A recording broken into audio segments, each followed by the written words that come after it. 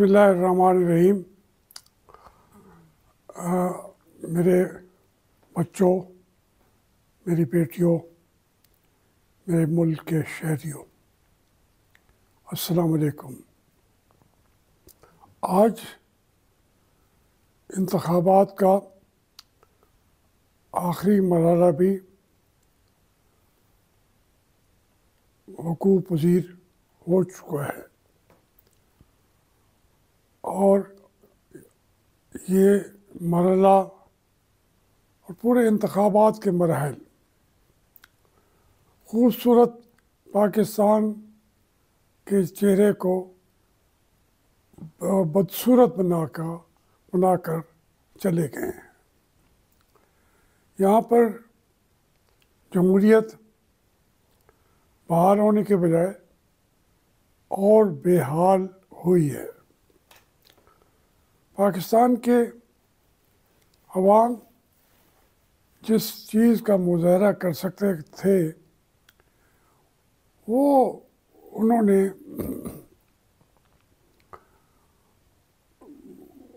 पहले ही कर दिया और इतनी आला अरफा सोच का मुजाहरा किया कि इमरान खान की पार्टी को तलाश कर करके एक लोग थे कि वो उस पार्टी को भुला देने के तमाम रस्ते अख्तियार कर रहे थे। लीडरशिप जेलों में थी या वो अपनी दुनिया के अंदर गुम हो गए थे। अब वोटर के पास ना कैंडिडेट है, ना कोई उसका पोलिंग एजेंट है, उसको पता नहीं है कि उसकी पार्टी का निशान कैसा है। इस तरह का दुनिया के अंदर कोई एक इंतखाब आप चाह के तलाश करना चाहेंगे तो नहीं कर सकेंगे। इसके बावजूद उन्होंने उसी शख्स को वोट दिया जिसका उनका लीडर ने उनको हुक्म दिया। और इस तरीके से एक बात तो तय है कि सबसे बड़ी पार्टी कौन सी उभरी है। तमाम उसके अंदर जो वसाइल को इस्तेमाल किया गया, इसके बावजूद आज भी ज़िंदा हकीकत है कि तहरीक इंसाफ सबसे ज़्यादा वोट लेने वाली पार्टी है। अब मुकाबले के लोग अपने आप को जमा कर रहे हैं। जो इंतखाबात खिलाफ हो गए थे उनके नतीजे अपने हक में करते जा रहे हैं। मुस्लिम लीग नून, उनको शुरू में 42 सीटों का ऐलान हुआ।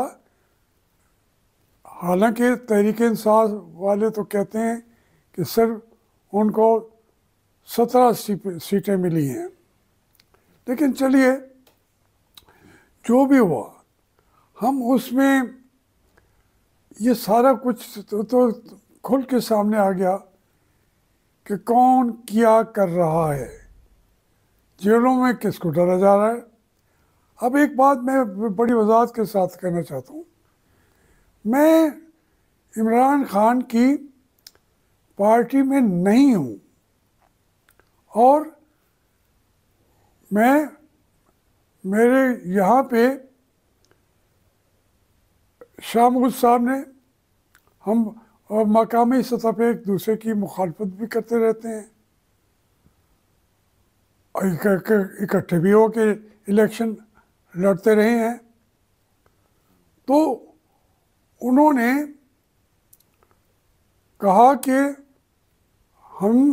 हमें अपनी सीट के लिए आपके भतीजे ज़ैद बहार हाशमी की ज़रूरत है और वो भी ज़हनी तौर पर हमारे साथ चलने को तैयार हैं। तो हमें आप रुकावट न बने। हर एक को आप कहते हैं वोट का हक है, पार्टी ज्वाइन करने का हक है, तो उन्हें हमारी पार्टी को ज्वाइन करके आगे की सियासत हम इकट्ठे करेंगे। ये कोई तो दूर तक भी नहीं होगा कि मैंने कहा हो कि हमें कोई टिकट दो मेरे भतीजों को, मेरी बेटियों को। दूर तक इसकी ज़रूरत मुझे महसूस क्यों होती? भाई वो अगर हारता हार जाता, जीतता जीत जाता। इलेक्शनों में तो ये होता रहे। तो इसके बावजूद मेहरबानों ने, हुसैन कुरैशी ने रिक्वेस्ट की और मैंने कहा कि मैं रुकावट नहीं बनूंगा। अब इसको एक छोटी सी बात थी जो मैं ज़रूर करना चाहता था, लेकिन असल हकीकत तो यही है कि ज़ैद बहार को भी लगता होगा कि वोट तो इमरान खान के पास हैं, मैं उस पार्टी को ज्वाइन क्यों ना करूं। तो ये एक यहाँ की सियासत और मकामी तौर पर पसंदीदा सियासत बनती यही थी कि इमरान खान की क़यादत को कबूल कर लिया जाए। लेकिन मैं मुस्लिम लीग में था और मुस्लिम लीग में हूँ। इसके बाद जब मुझे बार बार मैं कहता हूँ कि इमरान खान ने ये फाइनल राउंड जीत लिया है, तो वो हकीकत बयान करता हूँ। इसमें मैं इमरान खान की कोई ज़्यादा, मुझे कोई बढ़ चढ़ के उसको बढ़ा चढ़ा के पेश मैं नहीं कर रहा, कौम कर रही है।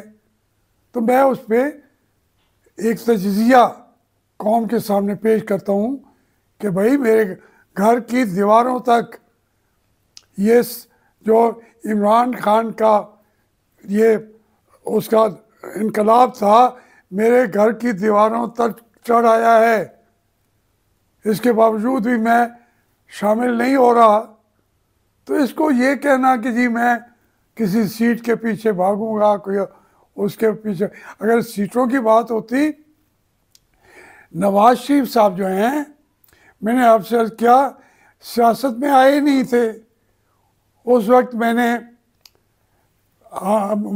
उसका उनके मुकाबले पे जो खातून जीत चुकी हैं, वो उनके फादर इन लॉ को मैं उस वक्त शिकस्त दे चुका था। लाहौर का लीडर मैं था, नवाज शरीफ तो नहीं था ना। नवाज शरीफ ने तो उसके बाद सियासत में उनको लाया गया।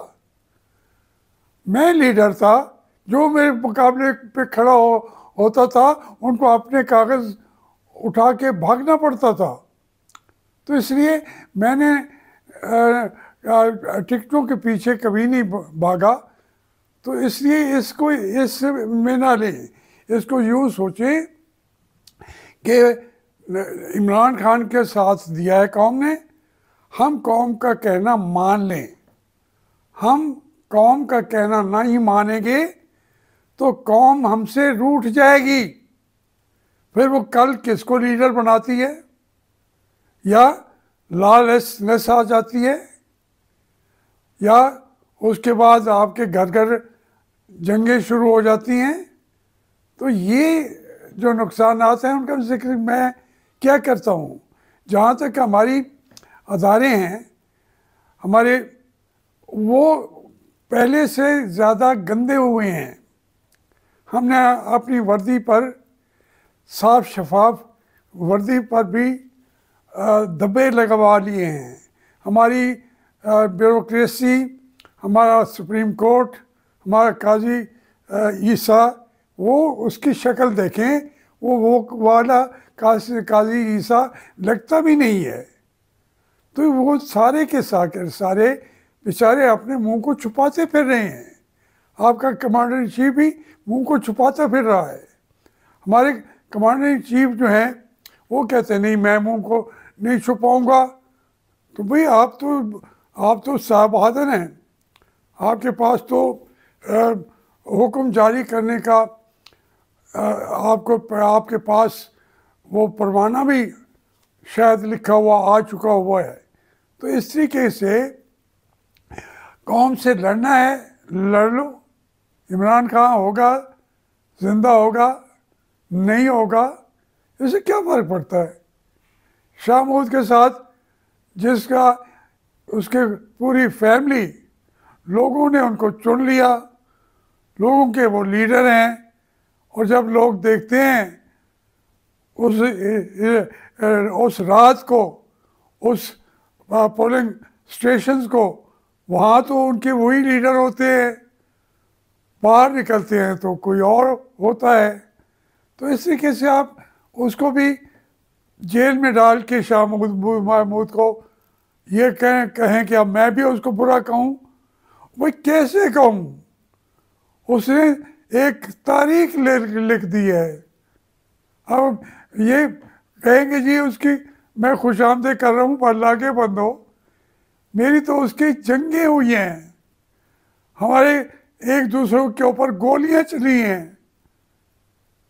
तो उस बात को मैं जब छोड़ के कहता हूँ कि उसने तारीख मखदूम शाह महमूद कुरैशी ने लिख दी है, तो मैं क्या करूँ। इसलिए ये बातें छोड़ दें आप। पाकिस्तान के अंदर हमारी तमाम अदारे बदनाम हुए हैं, हर सीट बिकी है। आज भी जो पैसे देना चाहता हो वो सीट उसे मिल जाएगी। आप जाके देखें, ये नीलाम घर बना दिया हमने। ये इलेक्शन थे नहीं, नीलाम घर बना दिया था। इसलिए आज जो कुछ असम्बलियों के अंदर मैं देख रहा था, मैं हैरान और परेशान हो रहा था। मियाँ नवाज शरीफ इलेक्शन हारे हुए हूँ, तनवीर चौधरी, राना तनवीर हारे हुए हों, ख्वाजा आसिफ हारे हुए हों, और वो बैठ के जब उनको गालियाँ दे रहे हों या उनको गलत तरीके से समझाने वाले बन रहे हों, तो उनके जज्बात कहाँ तक पहुँचेंगे। जो देखते हैं कि ये सीट हमारी है, इसके ऊपर एक आदमी ने वो छीन ली है या चोरी कर ली है, वो बैठा है, इसलिए इसके जो नताइज निकलने हैं वो बहुत भयानक होंगे। हमें खुदा के लिए एक वक्त फिर है कि हमें सोचना चाहिए, हमें समझना चाहिए। लेकिन अगर आप नहीं सोचते, जनाब चीफ जस्टिस साहब, जनाब चीफ आर्मी स्टाफ साहब, अगर नहीं सोचते आप इसको उसी तरीके से चलाएंगे पूरा। मैं नहीं कह रहा, वो कह रहे हैं 70 अरब रुपए में बलूचिस्तान पे किया है। पंजाब में तो अंदाज़ा कर लें उससे कितने 70 से भी कितने अरबों में, खरबों में वो पंजाब की सीटें बिक गई होंगी। आप इससे अंदाज़ा तो करें। कौन कह रहे हैं? दूसरे लोग कह रहे हैं, मैं नहीं कह रहा। खुदा न खासा मैं कहता हूँ उनकी बात गलत साबित हो तो उसकी तहकीक कराएंगे, तो फिर आगे चलेगा मुल्क। वरना ये मुल्क अब आगे चलने का नहीं रह गया। मेहरबानी।